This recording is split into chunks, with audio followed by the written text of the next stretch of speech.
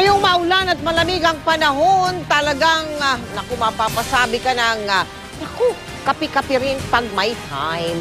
At ang nakasanayan nating kape, abay, nag-level up na sa forma at lasa. Yan ang tinutukan ni Lala Roque.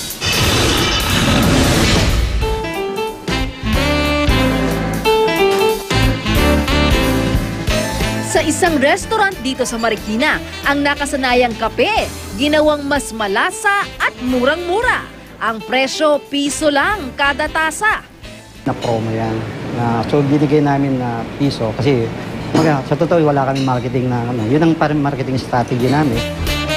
Kapeng barako ang gamit nila na mainam daw isabay sa panghimagas. Sa isang coffee shop naman sa Parañaque, hindi rin ordinaryo ang bawat tasa ng kape. Metikuloso ang preparasyon. Ito ang artisan coffee. We're also willing to share how we make the coffee, what goes in it, what they can have, what they feel like. Wala pang 5 minuto, narito na ang Ethiopia Sidamo, espesyal na brewed coffee. Kung ayaw ng mainit, pwedeng iced coffee na malasang-malasa lalo't purong kape ito at walang halong asukal.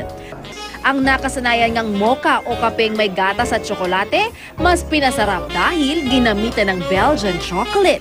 Ito ang Belgian Heartbreaker na hindi bibiguin ang iyong puso.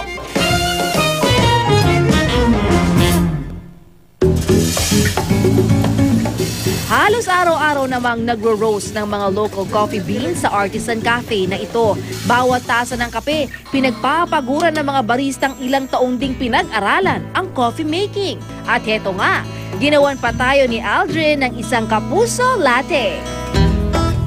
Wala pong science experiment dito. Ito ang gamit para mas metikulosong pagpiga sa linamnam ng coffee beans.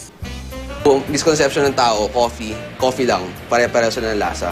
Dito sa specialty coffee shop, matututunan nyo na ang coffee, may iba't ibang lasa sila. Hindi lang sila mapait.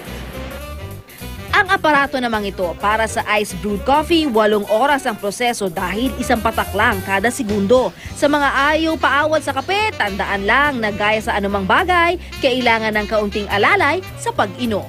Lala Roque, nakatutok, 24 oras.